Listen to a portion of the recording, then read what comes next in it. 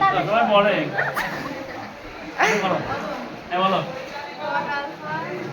cot alpha সমান minus minus 1 pi less than alpha less than 2 পাই।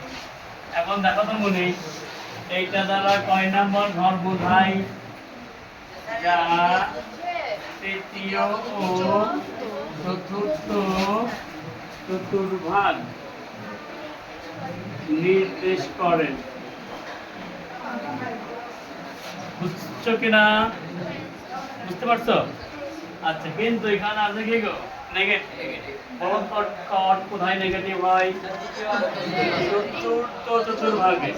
যদিও rail দ্বারা 2, 3 এবং 4 নাম্বার ঘর বোঝাচ্ছে, তবুও 3 নাম্বার ঘরে মান বের করা যাবে না। কেন যাবে না বলো তো? এখানে নেগেটিভ মান আছে। ঠিক আছে, নেগেটিভ মান আছে, কিন্তু 3 নাম্বার ঘরে নেগেটিভ না, ওটার মানটা কি পজিটিভ। কিন্তু নেগেটিভ আছে কোথায় কি করবো আমরা? 4 নাম্বার চতুর্ভাগে মান বের করবো। ঠিক আছে, ওকে। কিন্তু চতুর্থ চতুর্ভাগে cot আলফা ঋণাত্মক, অতএব চতুর্থ চতুর্ভাগে, বুঝছো? চতুর্থ চতুর্ভাগে cot আলফা সমান -1। আচ্ছা বলো তো তোমরা, cot কত ডিগ্রি মান 1 হয়তো? cot কয় ডিগ্রি মান 1 বলো তো? কয় ডিগ্রি মান 1? এই কয় ডিগ্রি মান? এর মাথা নষ্ট হয়ে গেছে। কয় ডিগ্রি মান? ভিডিওর ভিতর মান কয় ডিগ্রি মান? কয় ডিগ্রি মান? কয় ডিগ্রি মান?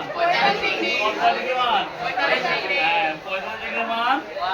দ্যাট মিন্স কত? Pi by 4। Pi by 4। Pi by 4।